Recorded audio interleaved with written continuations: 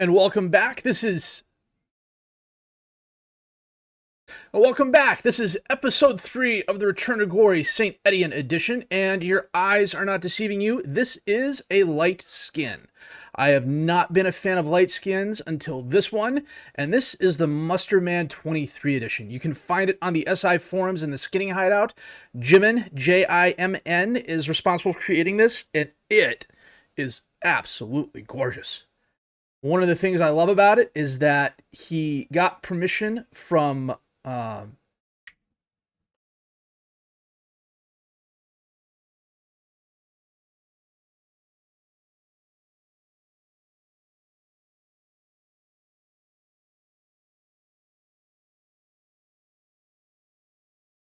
of the things I love about it is he got permission from Ben to use the attributes layout, and I'm getting more used to it, but I am really liking this.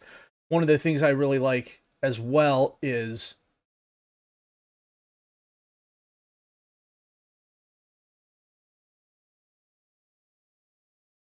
that he got permission from Ben on the forum, who is responsible for the Statman. One of the things I like is that he got permission from Ben, the creator of the Statman skin, to use the Statman layouts for the players. So as an example, Leonardo Garnacho, who is a youth player I brought in on loan, and I really like the layout of this. Now, the settings are a little bit off. There's some minor display issues that, frankly, like I said, they're really minor. Could the fonts be a little bit bigger for an older guy like me wearing bifocals? Sure. Could the colors be a little bit more defined? Sure. But you know what? Despite all that and some of the other issues going on with layout and that, this is still an absolutely gorgeous skin. I'm really liking the layout here. I love that he included the player analytics. And I love that he included how to figure out the player analytics. If you go back, if we take a look, he's also switched out the polygons a little bit so we can see how well he does offensively, how well he does defensively. I also like how he's broken out the polygons so we can see how he does as maybe more of a defensive player, how he does as an attacking player over here, his physicals, how those measure up. The player stats, I really like these. These are broken down really, really nicely. The other thing I like is the player form panel. I don't know why some people get rid of this. I really like this part here. And frankly, if I could figure out a way to export all of this and get it into a spreadsheet, I'd be even happier. But this is just really, really good. And the in-game stuff is really, really nice too. And we will get to that here in a little bit. But first, we are doing really, really well. We are top of League 2, or close to it, as I'm clicking on the wrong buttons. Some things never change, do they?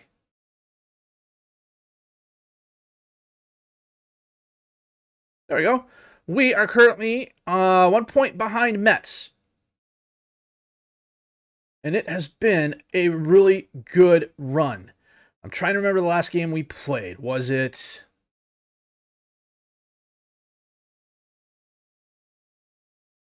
Pau? Or was it Bastia? It was the Bastia game because there was like absolutely no highlights. But if we go and we look here,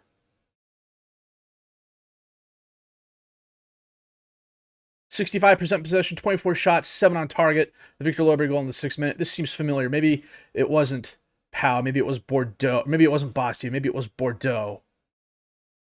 It's been a couple days since I sat down. I've been concentrating on other things. This could be the one. Yeah, 4 shots, 1 on target, 6% possession. This is one where Bordeaux just absolutely, I'm not going to say they FM'd us, but they got the job done. Against Queen Gam, 66% possession, 14 shots, 4 on target, a goal by Garnacho, and then he missed a shot as well, a penalty kick that was he hit the crossbar. Against Grenoble, a 2-1 victory. 65% possession, 15 shots, 8 on target, an XG of 2.31. Cafaro, a brace of goals, one of which was a penalty kick. Against Sochaux, this was a really good game. They came very close to beating us. It took a One conduit goal in the 63rd minute to put us ahead. I thought we had it in the bag, and then Teixeira scored in the 65th minute, and they were really pushing the ball the last 20 minutes of the game. Green made more than a few really good saves. It's not reflected in his 6-6. He had some horrible, horrible passes. I kid you not, he passed the ball up the field and didn't even see the defender 10 feet in front of him, and it bounced off the defender's head, and the defender almost ran him and scored. It took a superhuman effort for him to save the ball, but jeez. 59% possession, though. 14 shots, 5 on target. Conduit, a hat trick's worth of goals. For an older center mid, he's doing really well for us. And then against Paris FC, we beat them 1-0 thanks to an Abi goal late in the game. As you can see, 64% possession. Abi scored in the 86th minute off a Cafaro assist. But one of the things I do like about the match stats is that this part here is very clean. You can go here for player statistics if you like, and this is broken down into a bunch of various categories. You're attacking, you're defending. You can check out both teams. The other thing it's linked to is the analytical data. If you want to look at stuff like this, teams, players, it takes you right to it. Granted, this has probably been in every skin I've played. I've never really looked at it before. So today we are going to do a couple of things. We're going to play Amiens, and then we're going to take a look at setting up the Screenflow. That's going to be long and involved on my part. It's going to take maybe about 30 seconds in the video. And then we're going to play our French Cup 7th round game against Stade Saint-Médard. I'm probably pronouncing that way wrong. They are a regional club. Probably start some of the youngsters against them and hope they don't come up to bite us and we get kicked out. I'm going to go back and look at the club expectations here. They want us to do really well in the French Cup, be competitive. Losing in the 7th round would not be competitive. I am reasonably sure of that. Finance-wise, we're doing really well. $33 million in the bank. We've lost $400,000, well, almost $500,000 this month. We're a little bit over on our spending limit, and I am okay with that for the moment. The transfer window is not closed just yet. I mentioned this last episode. We might try and get 1 or 2 more players in on loan. We'll see what happens there in the January transfer window, but for the most part, we're doing okay.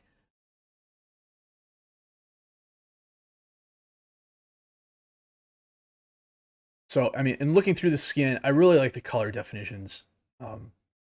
He did a really nice job.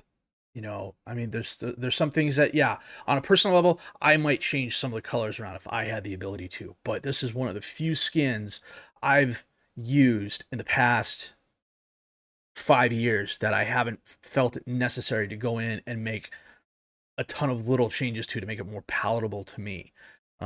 The only things I've added have been an Insta Result button because I'm doing a lot of experiments and one-offs and stuff like that just for testing purposes. So you just copy that over, and that was fine. It may have changed this area up here a little bit, but that's no big deal. The other thing I added was, oh, here's the club culture. I love this. And then the 5-year plan. The other thing you can do is it here or is it here? It's one of these here.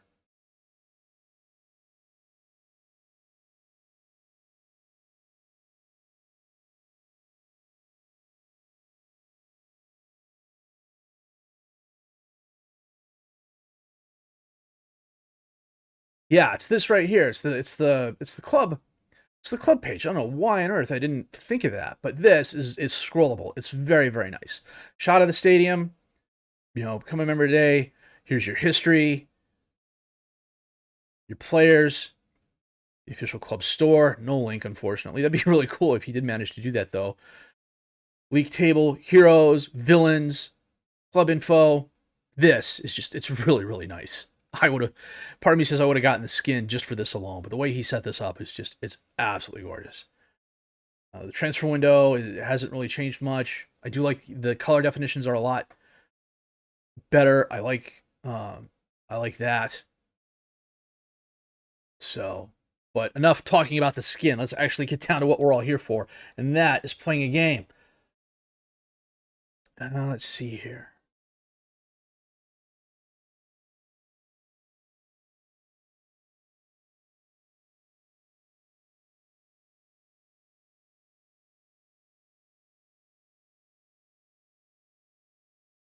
Briancon's unhappy because I downgraded his playing status from important player to regular starter. And some of the people are with me, and some of the people are against me, and that's fine. But what we're going to have today is Green and Gold, Nade and Briancon as the defensive back, Alvarez and Macon as the wingers.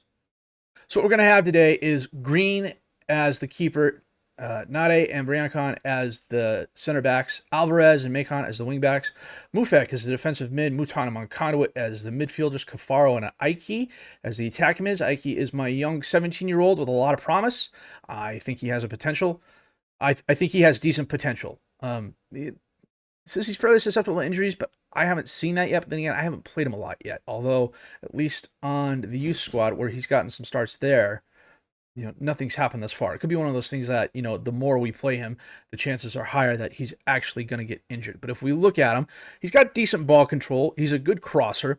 His movement could be a little bit better, but his passing makes up for it. The vision could come up, but I'm training him on that. He's quick. His endurance, his stamina, and his work rate could come up, but he's got decent agility as well. So, and I like that he's aggressive. An aggressive winger is nice. He's a little slight at 5'10" and 150 pounds, but I like the fact he can also play striker and winger in a pinch if I need to.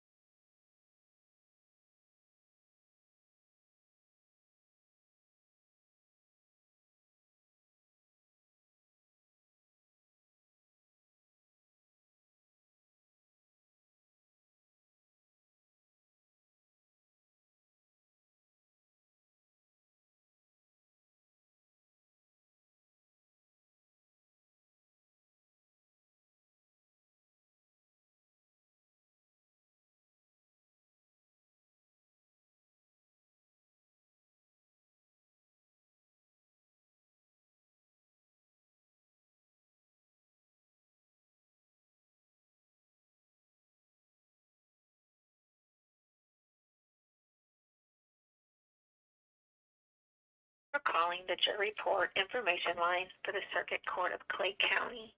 For report information, please refer to your report date and your badge number located on your postcard summons. Your badge number is the large, bold number underneath the 9-digit juror ID number. If you are to report for jury service on Monday, November 14th, and your badge number is between 1 and 2:05, you should report to the jury assembly room located on the second floor of the James S. Rooney Justice Center, 11 South Water Street, Liberty, Missouri, 1 block south of the Liberty Downtown Square, on Monday, November 14th at 8 o'clock a.m. Our doors will open at that time.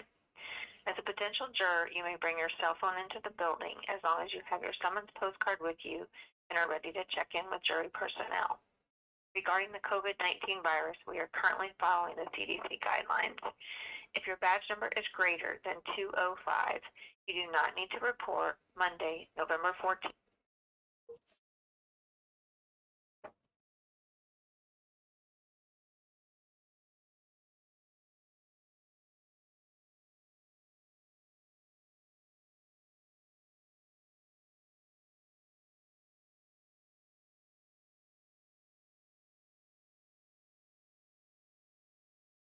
To edit that out.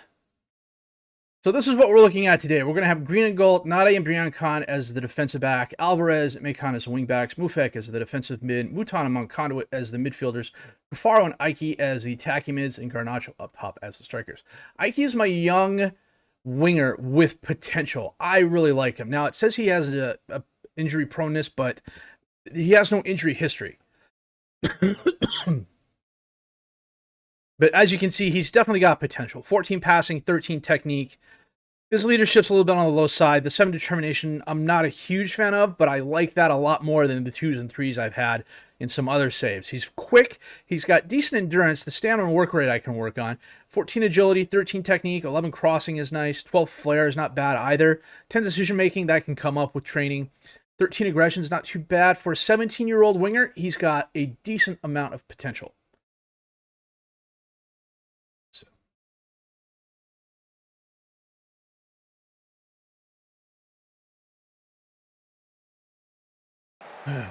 Hopefully, it's been happening. I've noticed it a couple of times when I've been recording for some other things, in that it takes the game a couple of minutes to catch up. I don't know if it's an OBS thing or what.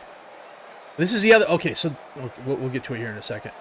Oh, and it's raining. Okay, it looks nice on the recording, so I'm assuming that's a good thing. Alvarez. Back to Nade. Mouton. Orderman Conduit. Out to Macon. He pushes forward. Pushes up to Ike. Ike, nice. Backheel pass. Garnacho's there, but he can't put it past the defender. Almost goes out of bounds, but Benet stops it. So this is the other thing that Jimin did. This is the touchline tablet. This is it for the entire game, but it's all tabbed. So you got your match overview if you want to see that. Here's your match stats, which are customizable. Your player stats, the analysis, and then any backroom that you want, any backroom advice. So I really like this. I didn't think I would like this that much. I mean, I'm kind of used to, the whole thing being taken up, and in some cases it's information overload, but that's really nice. It's really clean. He made some really good design choices from a user experience point of view. Oh, Macon gets by the defender. Doesn't have any help, really. Crosses it towards Cafaro. Cafaro holds it up. Alvarez takes the shot, and he puts it top right corner of the net.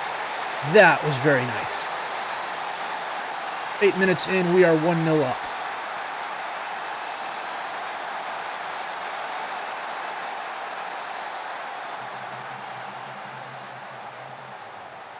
Alvarez on the corner kick. No, the scrum in the center of the ball there. A lot of green jerseys around the ball. Oh, nice save by Guttner. Garnacho followed it up and hit the post. He's dispossessed by Mendy. Alvarez chases after it. I think it was Garrick Baru. Got there. Another highlight. A lot of highlights this game. This is definitely an improvement over the last episode for sure, in terms of highlights. We've got more highlights this first half than we did the entire game. Garnacho. Back to Macon. Macon tries crossing it in, but there's a foul. Don't know what happened, but it happened in the box. The far missed. Are you kidding me? Wow.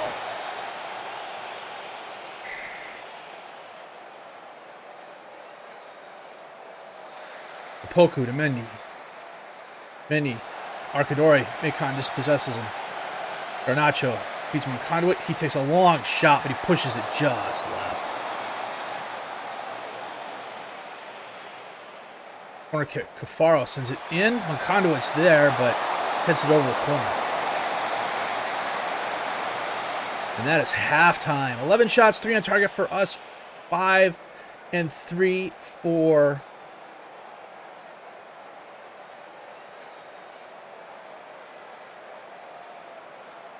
And that is halftime with 11 shots, 3 on target, and a Victor Alvarez goal. We take a 1-0 lead into the half.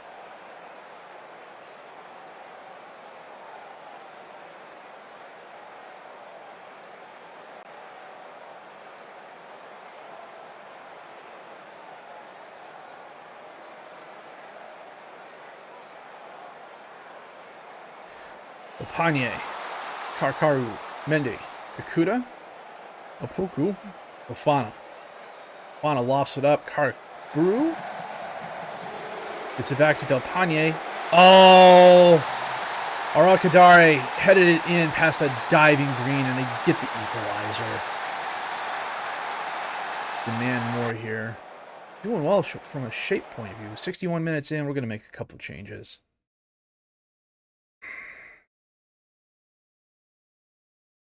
So, like, as an example, this is one of the few minor complaints I have about this skin. The fact that the names here are white. And I think this is an easy fix. I just don't know where to look at.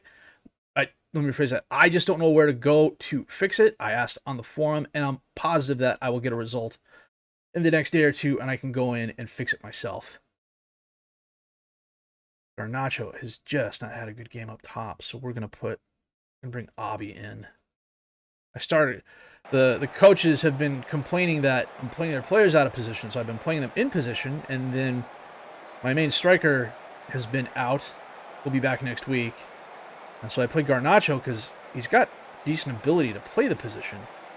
But the 6'2", to be fair, he had a couple misses earlier as well. Cafaro sends it in. Opoku steps in front of Abi. Apanye to Benet. He lumps it down the field. Karakaburu. Baseline. Holds it up. Dispossessed by Nade. He heads it. Kicks it forward, rather. Mendy picks it up. Green. I don't know if he got a hand on that or if it hit the post, but the ball did not go in the back of the net. I'm counting that as a small victory. Mendy. Lost it towards the ring. Ring gets it up to Benet. Benet back to Ring. Ring. Across the field to Apanye. Oh, Alvarez kicked it up the field, but Opoku was there. Kakuta to Mendy. Dispossessed by Mufek. Doesn't really have any help just yet. Holds it up. Gets it all the way back. Mufek again. Abi. Nade. Nade? I'll get these names correct one of these days. Maybe not this year, but one of these days. Palencia to Abi. Palencia on conduit. These long shots are just really kind of annoying. Corner kick. Alvarez sends it in. That is not my corner routine. I'm almost positive that's not my corner routine. That's something we're going to have to look at after the match. Alvarez. Almost dispossessed. On conduit. Back to Riancon. Mufek taps up to my conduit. Over to Palencia. Palencia drives forward. Turns around. Crosses in. Aiki. Oh, hits a defender. But Abi is there and heads it in for his second goal of the season. Didn't look like he got much on it, but it definitely worked. 75 minutes in. Praise the guys. Bafana for Amian. Benet lost it for Karkaburu.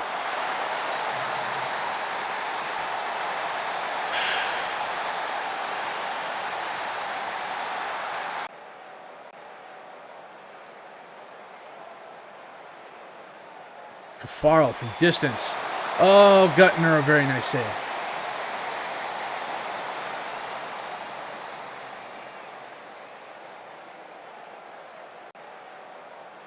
Man, that late goal was an absolute killer. 63% possession, 19 shots, 5 on target, an XG of 3. The Cafaro miss really hurt us. Yeah, the ball is round. Sometimes stuff happens. I can't be mad at the guys. It was a good game. And we didn't lose points. The Mets has yet to play. So there's a distinct possibility that, well, Mets is going to stay ahead of us because they're ahead on goal differential. So we're going to go here. We're going to save the match.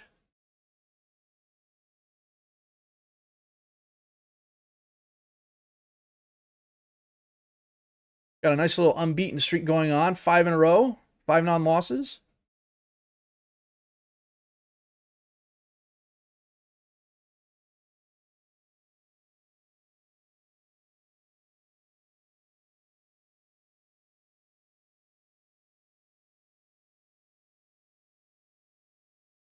Real quick.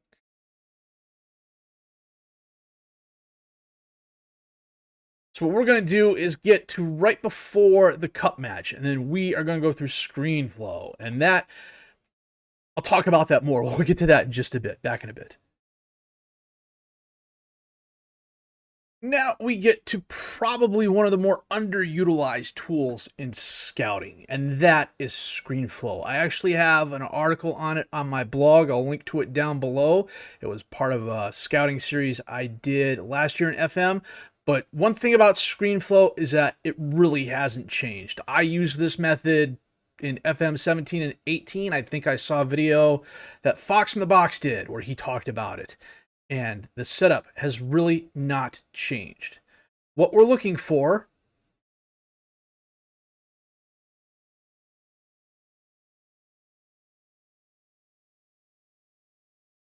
is you go to Preferences, you go to Advanced, you go to Most Common, and then you're going to look at right here, Screenflow.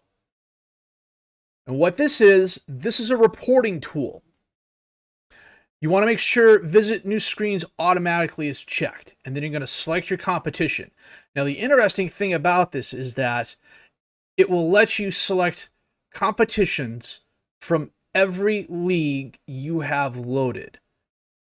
Now, what's interesting about this is that you can select competitions from every country you have loaded. And in my case, I loaded all the countries. So I can go through and select all the leagues if I wanted to.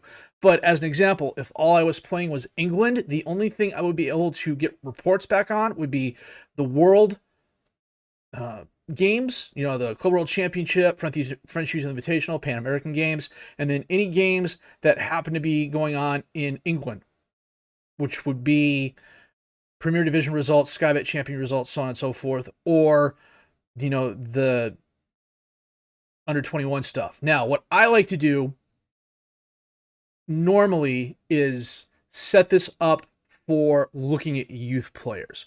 So any of the under 21, I didn't want to move my mouse like that. So any of the under 21 tournaments or National League, I will ask for a report back on. And I'll do the same for all the countries and then anything special they have. Now, when I say that they have results for everything, this is what I mean. If I go to South America, I go to Brazil, you can get reports on the state championships, for crying out loud. And not just the state championships, but the under 20 state championships as well. It's insane. If you have a lot of countries loaded up like I do, it takes a long time to set up. But one of the nice things about it is that once it's set up, you don't have to worry about it ever again. One of the bad things about it is that you can't export this. This isn't a view, this isn't a filter, and it's really kind of annoying. So what we're going to do is we're going to start at the top here. I'm looking at my blog to make sure I'm following this correctly.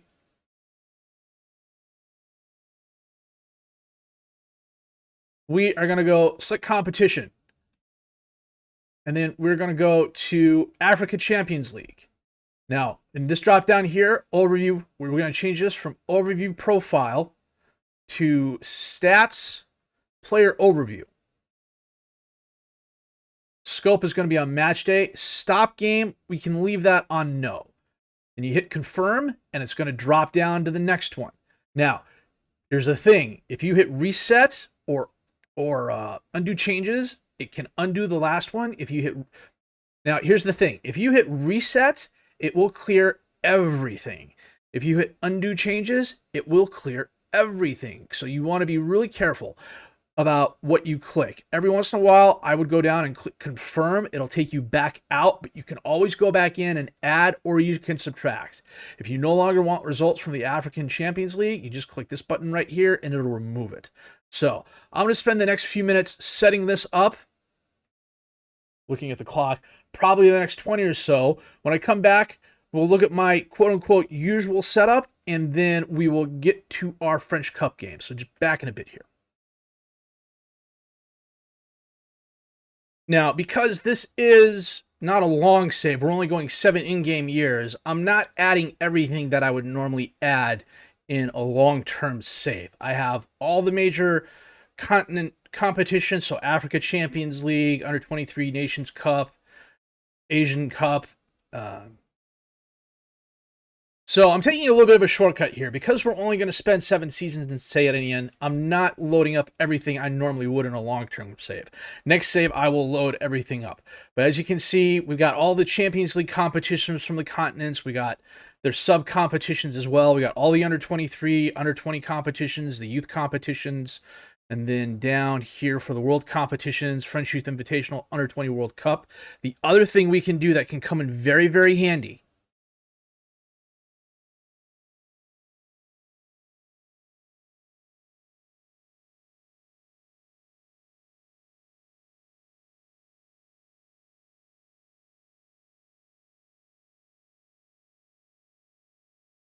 is that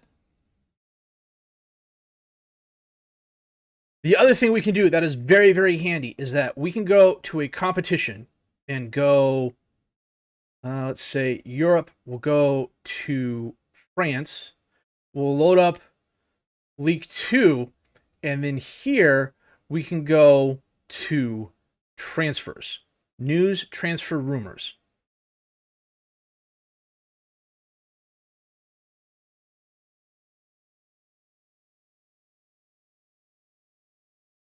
And then during scope, we put during transfer window, then you'll notice this column change.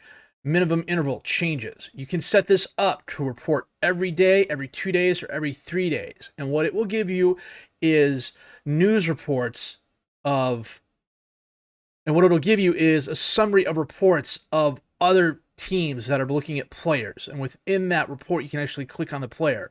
So if you have your eye on a player and then this pops up and you see that, hey, this other team is looking for them, you can see what they bid, after you've already bid for them. And then, if you have to, you can go back in and change it. Or, if you remember a name that you kind of sort of looked at 3 years ago and you didn't put them on a short list and you want to see what they look like now, you can pop that up. Now, you can do this for any team in the league. Now, you can do this for any team. Now, you can do this for any league in the game you have loaded. And the one thing I just remembered is that if, we're going to click confirm here real quick. Say, as an example, you're just playing England, but you want to look at the French results. This is taking a while.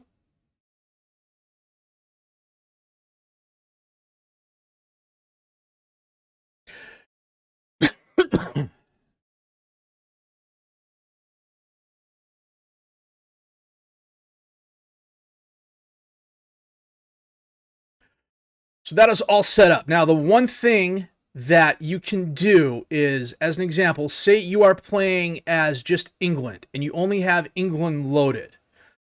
What you can do is add any country you want and just set it to view only, or set.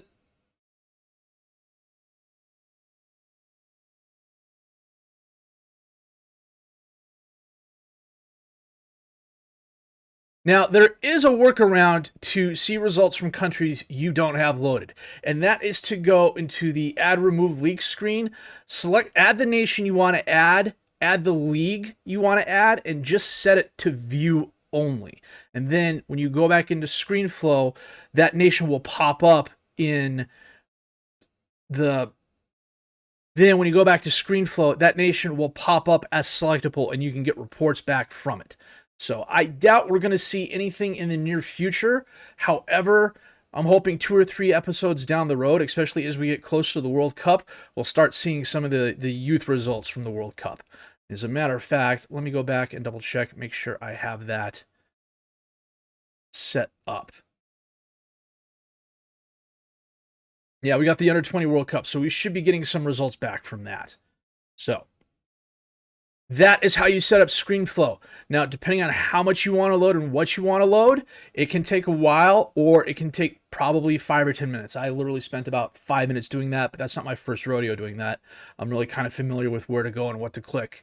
Now, I will say in saves where, like, you're taking a club and you're looking at youth players and you want to bring in youth players and develop them, and you go through and you load up all the youth leagues, and I mean all of them, and you can. We saw it before.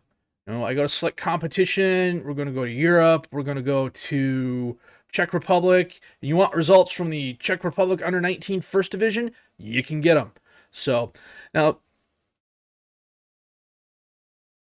how is this a scouting tool? Well, we'll have to get a result first for me to expand on that. Right now, I just wanted to talk about setting it up. If we happen to get a report back from one of the competitions before the end of this episode, we'll take a look at it. If not, when it pops up in one of the next episodes, that's when we'll take a look at it then. So we're going to get to our French Cup 7th round game, and we'll be back. So we need to get to our French Cup 7th round match. We'll be back with that in just a bit.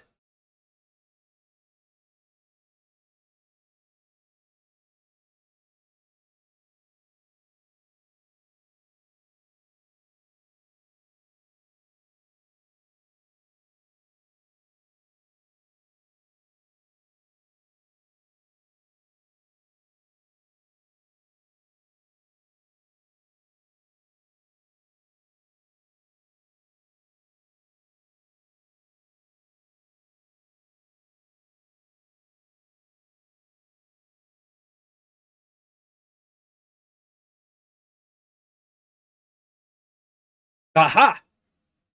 This, I wasn't expecting this. This popped up. This is a Screenflow result. This is from the North American Under-20 Championships. Player stat overview. And you can go in and adjust these screens. There's plenty of drop-down options available. I can't remember off the top of my head. I think what you may have to do, if these screens keep changing on you, what you may have to do is go into preferences. And I want to say there's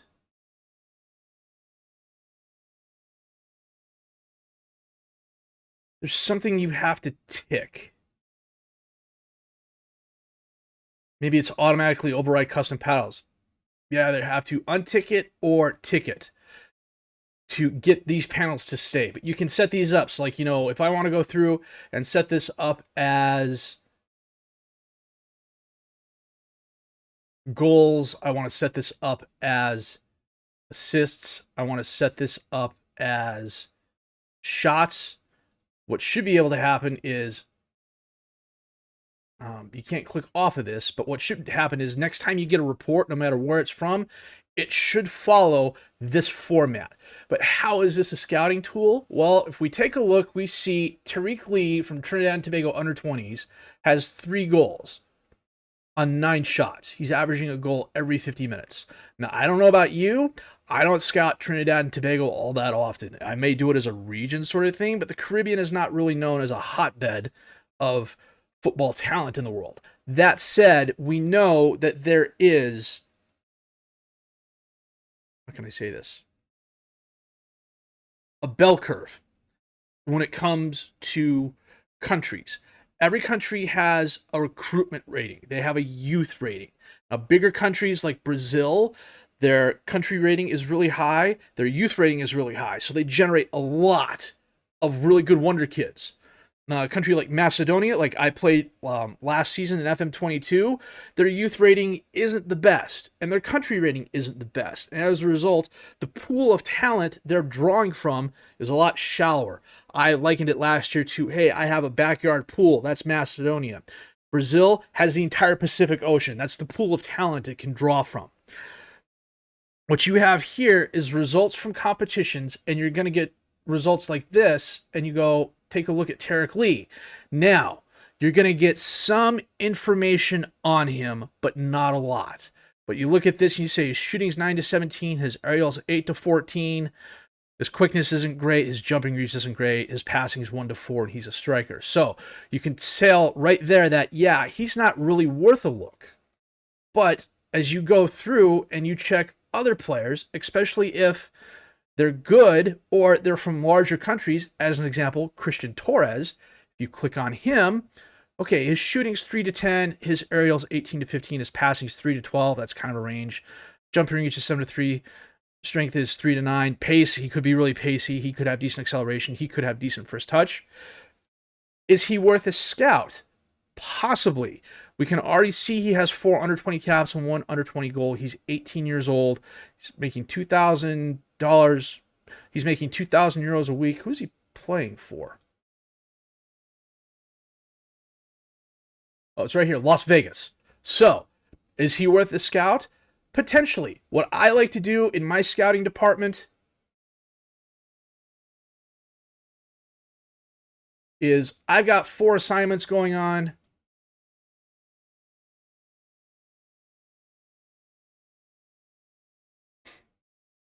I've got 5 scouts. I have 1 scout who is not out on assignment. And he's the one who's going to rack up the frequent flyer miles going back and looking at these players. Sometimes you will find a hidden gem. I kid you not, 3 seasons ago, FM19 with Real High-End, I found a kid in Brazil on a lower division second on a... Now, is that a wasted effort? Sometimes it is. Other times it is not. Oh, cool. You get the player stats. Oh, that's really cool. Sorry, that's a tangent there. I'm kind of distracted by that. Player form panel. You're not going to get player form. Player stats are nice. 5 goals. Okay. I don't know if this is from his This has got to be from his Vegas matches. That can't be from the under 20s. But anyhow, as a scouting tool, it's one more quiver in that arrow of tools. Yes, you can send scouts everywhere, but the nice thing is about Screenflow, no matter how big a club you are, no matter how small a club you are, you could be a Sunday amateur squad in the 20th level of English football. You can set up Screenflow and you will get results. So if you're a smaller club in a smaller country, or even a bigger club in a smaller country, and your scouting department is limited for whatever reason, you don't have 20 scouts to send to every corner of the world, get Screenflow up and running. The best example I can give is that in FM19, I was playing real high. I had Screenflow set up. I found a kid in the second tier of Brazilian football on one of the bottom 3 teams in Brazilian football who had an under 20 appearance. And his statistics on that just blew me away. Just off this screen alone. Yeah, see, crosses attempted, all that switched. So I wonder...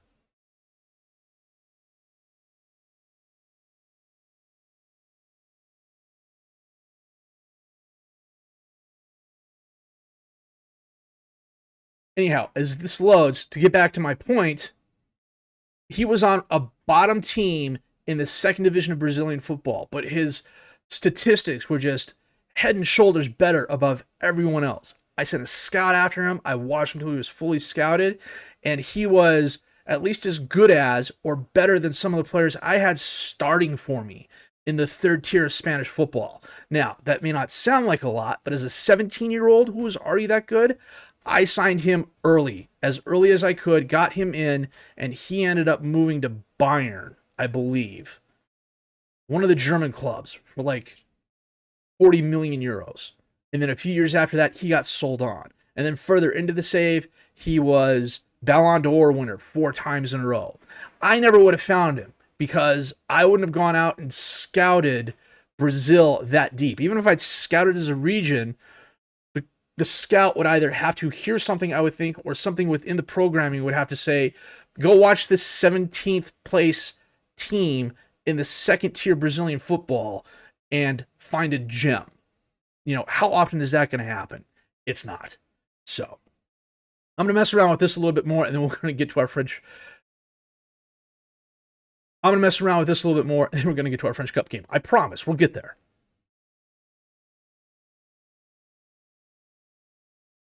And this popped up. I was not expecting this. I did not realize the North American Under-20 Championship was going on right now. But this is a Screenflow result. And how is this a scouting tool? Well, the nice thing is that even though we have it set on player detailed, even though we have it set up on player overview, you can go through and look at team overview, team details, and things like that. But for the moment, we're going to leave it here. You get results down here that you should be able to set up. One of the things that happens, and I don't know if it's a skin setting or a behind the game setting sort of thing, but as an example, if I go here, and so we've got, we're just going to set it up like this. So we know we have penalties here, goals here, assists here, shots per 90, and we got penalty. Well, we're going to drop this from penalties, and we're going to make this shots on target percentage. If I go to team detail, I go back to player overview, it's going to switch those around. I'm not quite sure. I think there might be a setting. I don't remember if it's, is it this here where automatically override custom panels? It's possible.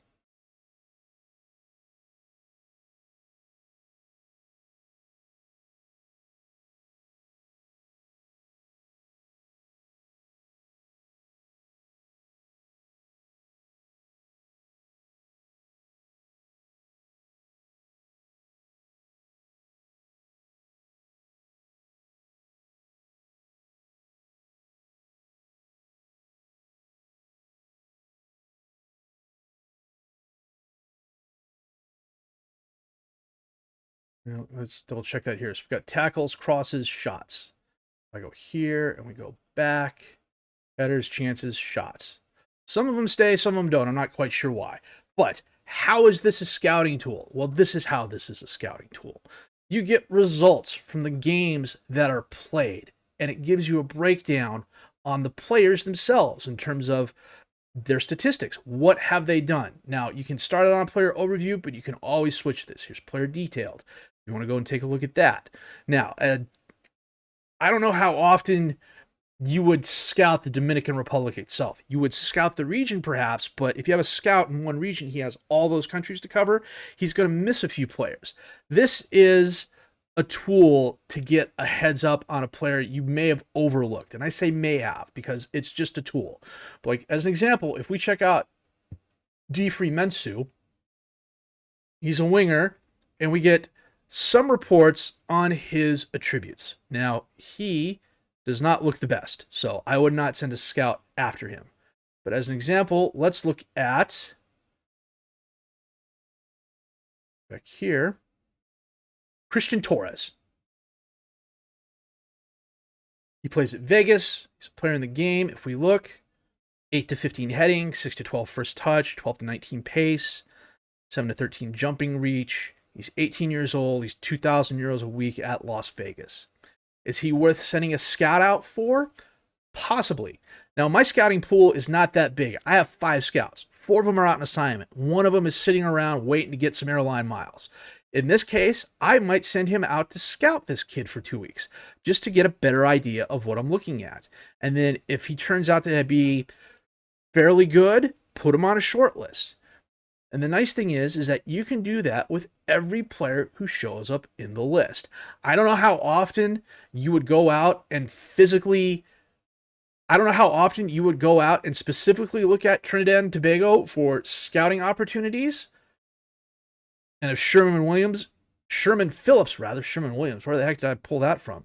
If Sherman Phillips is an example, you might not. The 1 to 5 strength and 1 to 6 passing, 1 to 10 heading are kind of a bummer, but 9 to 15 finishing, 6 to 15 pace, 8 to 15 jumping reach, maybe it's worth it. Now, we know that in Football Manager, a country has a youth rate, and it has how important football is to this country rating. In some countries like Egypt, they're both really high. In other countries, Andorra, for example, they're both really low. But what those numbers do is they generate a pool of talent to draw from. And no matter how big a pool you have, and my previous say with Vardar, the example I used was the Brazilian pool of talent is the entire Pacific Ocean. Macedonia, where I was playing, their pool of talent was the backyard pool you bought and installed yourself. But you have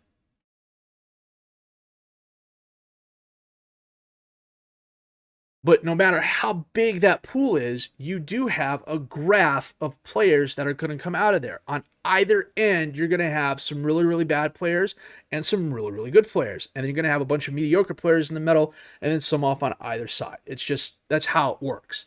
The thing is, the bigger your pool, the bigger the spread. So if you're Brazil, the chances of you getting a wonder kid are that much, well, I got to go over here, say that. Whereas if you're in Macedonia, they're that. The possibility of getting a wonder kid is there, but they're nowhere near as great as Brazil.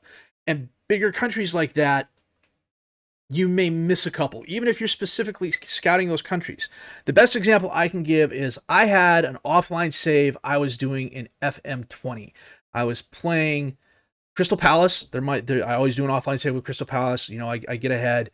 And I found this kid in Brazil who was on a relegation spot team in the second division that I don't think anyone would have gone and specifically looked at him for. Even if you're scouting the Brazilian region, how many reports are you going to get back from state leagues or second division Serie B teams in Brazil? It depends. I haven't seen a ton of those, even when I have a scout set specifically to Brazil. But this kid was 17 years old, and he was already as good as some of the players I had on my squad in terms of ability. I brought him in. I couldn't play him because he didn't qualify for a work permit. Sent him back out on loan. He got some under 20 appearances. Then he had a senior Brazilian appearance, and then he finally was able to get a permit. I had him for a season and a half. and he improved so much, Bayern came around and bought him for 60 million euros. And he played at Bayern for probably 3 or 4 years, and then turned around and went to Inter. And what I like to do, especially on my personal saves, just to see what happens, is I'll sim ahead 10 years. This Brazilian kid, I'm totally blanking on his name. I want to say it was like Javi something or other. I called him Javi. Won the Ballon d'Or 5 times in a row. You know, not that I could have done that while he was at Palace, but I found him playing on a relegation spot team in the second Brazilian league because he showed up on a Brazilian under-20 result, and his numbers were just that much better. So this is a scouting tool. The nice thing about Screenflow is you could be Chelsea, you could be Inter, you could have the largest scouting department on earth. You could also be some Sunday casual team playing in the 20th division of the English Pyramid. You will get Screenflow results from every competition you sign up for. And for a team like St. Étienne, where our scouting department is limited, it gives us an additional advantage. Now, that may not be a big advantage, but any advantage is worth it, especially when it's free. The only penalty you might pay is wrist pain and carpal tunnel syndrome later on down in life. So, all that said, this is what Screenflow looks like. You can go through and also change some things around. You can look at player detailed stuff. You can go and if you click here, it'll take you directly to the team. So even if someone doesn't show up on the results, like, you know, Luke Phillip, he's got an 8.14, 4 assists. So, you know, you take a look at him here. Sometimes this is easier than searching through all the World Cup teams because it's possible that Luke Phillips may not even make a World Cup team. Right now he's on the Trinidad and Tobago under-20s. There might be another player somewhere who jumps up and supersedes him. You know, but it's definitely worth looking into and adding it to your repertoire of scouting. So, all that said, episode's running long. We still got a French Cup game to play. Let's get to that.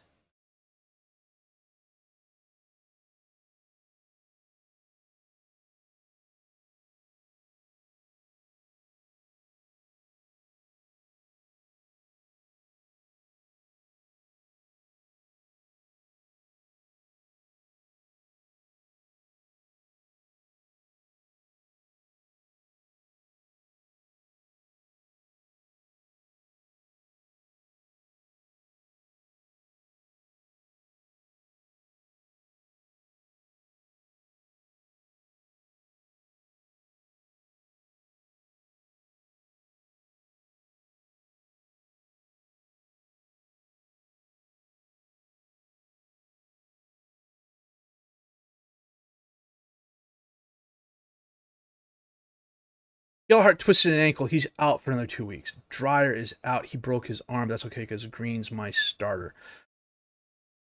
Normally, I would probably rotate the side, but I really don't want to take any risk. And we only have 5 subs because this is a French Cup game against a lower tier squad. Gabriel Silva, however, is not in the best shape. I can't play Victor Alvarez. So this might be an opportunity for one of my youth players to come in. Let's take a look.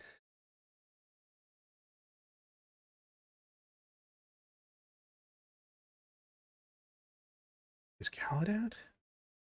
Yeah, that's what we'll do. We'll bring on Lucas Caladat. He will probably never get another start. He will probably never get another start. But what I need to do is... Where'd he go? Where'd he go? Gabriel Silva. What I need to do is put Silva on the bench just in case. You don't need Ike. So we'll take him, Silva, and put him at 3.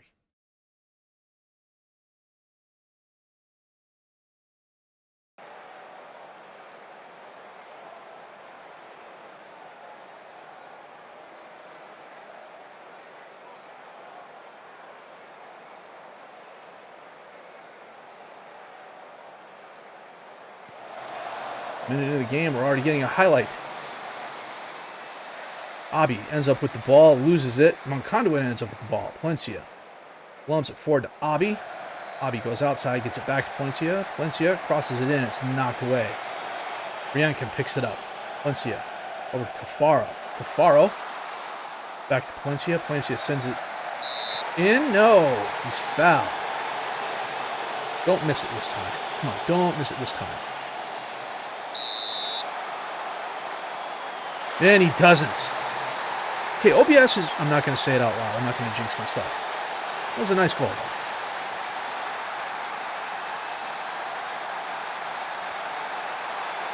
Oh, and Grotto misses the header off the corner. Cafaro says it again. Conduit scores off the header. His 4th of the season. I totally forgot to go over the starting lineup, didn't I?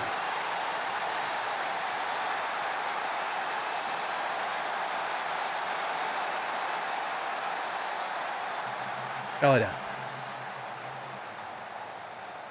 Crosses it in. Conduit's there, and he gets another one. Okay, Caladat's having a nice game. He's already got an assist. You know what? We're going to come off the attack and go to balance. We don't want to be that team. Brian kind of heads away. Conduit. Bobby beats Cafaro. Cafaro to Conduit. Conduit, he's got a hat trick's worth of goals in the first 10 minutes of the game.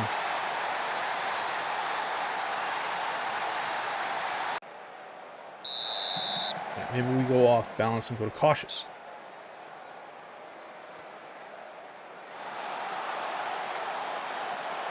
Caladat. Beats Garnacho. Caladat. Oh, gives the ball away. Fari to Labus. He kicks the ball away to Palencia. Abi's there, and he absolutely buries it. His 3rd goal of the season. This is going to be a blowout. I probably shouldn't have broadcast this. We're not even 13 minutes into the game. We're already up 5-0. 8 shots, 5 on target, 57% possession advantage. Cafaro on Conduit. And we get another one. His 4th of the game.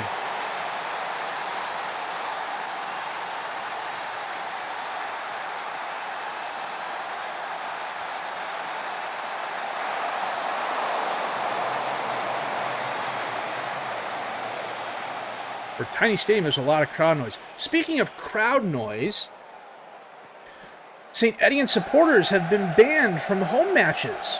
I think it's a fallout. I think it's the result of what happened last season.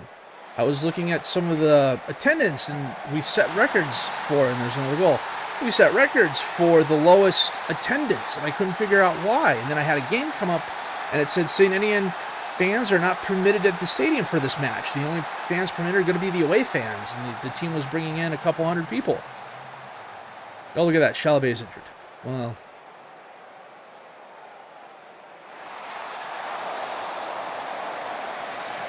hey, they got a shot. Okay, good for them.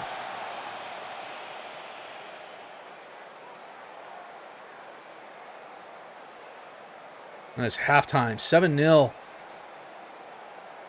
Having been on the wrong side of these in games before, I do feel for them. A little bit. Not a lot, but a little bit. You know, I'm on cautious, for crying out loud. We don't want to be that team and just, you know, put their boot on the neck and keep pressing. And honestly, if I had more than 5 subs, I would take a bunch of my better players off, but I think we only get 3 and 5. We have one opportunity to swap out up to 3 players off a bench of 5.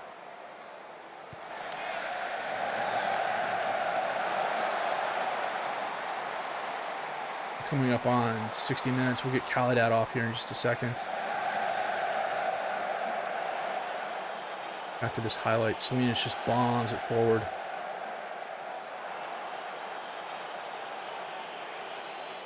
Gerardo. After Caladat. He feeds Garnacho. Garnacho cuts it inside. Long cross. Oh, Call stepped in front of Conduit, but he loses the ball. Palencia, come on, Conduit. That's Garnacho, and he scores. And we're going to pause the game here and make a couple of changes. We're going to get... Well, we got to get Caladat off and bring on Silva. We're going to get Mufek off. And... No, we're going to swap him with Briancon. And then we're going to bring on Sal.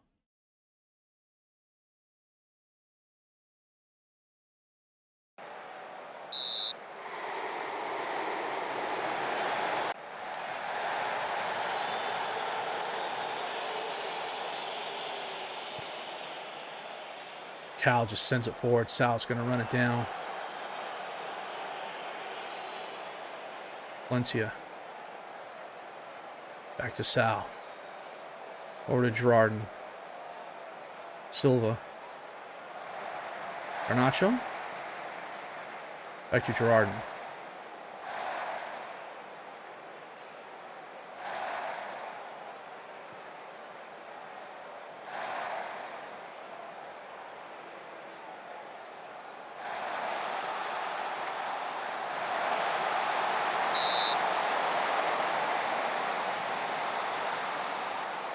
I should have done that earlier in the match.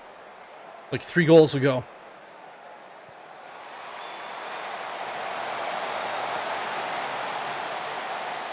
McCall loses the ball. That's the highlight. 30 shots we've had.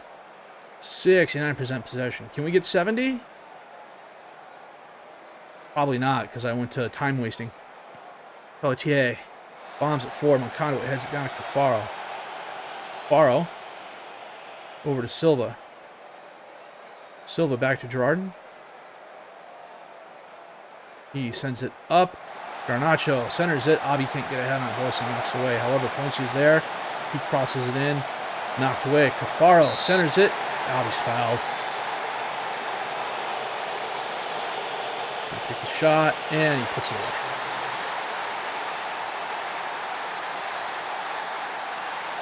It's a hat trick for Abi, too. So Abi and Monconduit have 7 of the 8 goals we've scored. Sal to Palencia.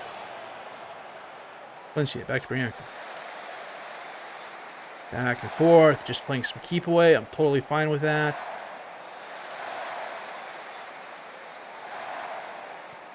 It's not the most exciting football to watch, but it'll do. Silva centers it to Abi. Long shot off the crossbar. Garnacho hits the post. I don't know why I should be surprised by that, but I am. Cafaro sends it in.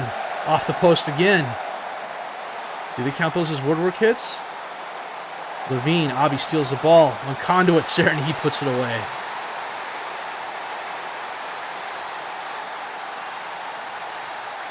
I don't even know what Pelletier's ranking is. Do we know? We can find out here, maybe. We'll find out at the end of the match for sure. The end of the match screen's also very, very nice. It disappears really, really quick.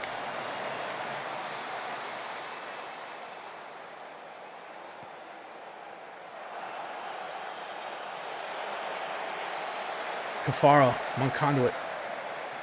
Lofts the ball up. Garnacho, Faucher. No, Abi again. His 5th goal of the game.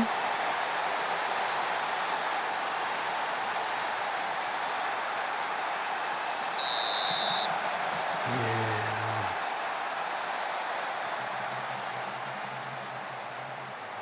I should have started the youngsters.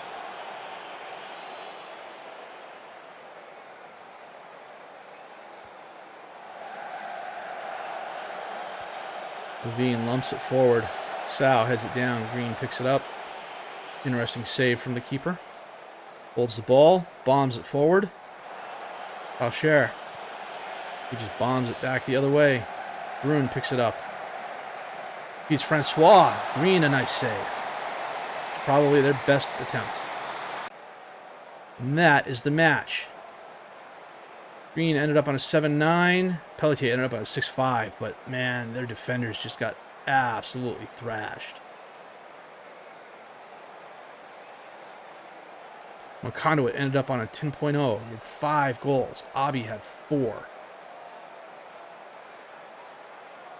Match stats here. We had 3 woodwork hits, too. What do we end up on? 68% possession.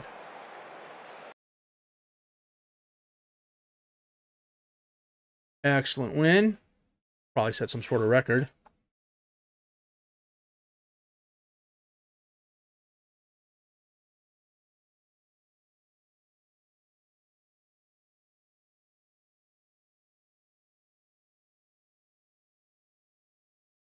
Oh, under-19s. Okay, that's the technical director. So all the success. Yeah, see, the under-19s played today too, so...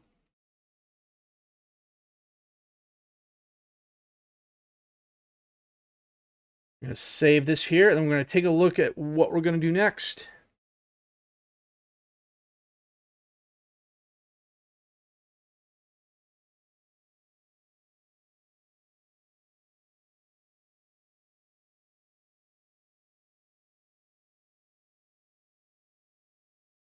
You know what? We just may skip the 8th round match and come back for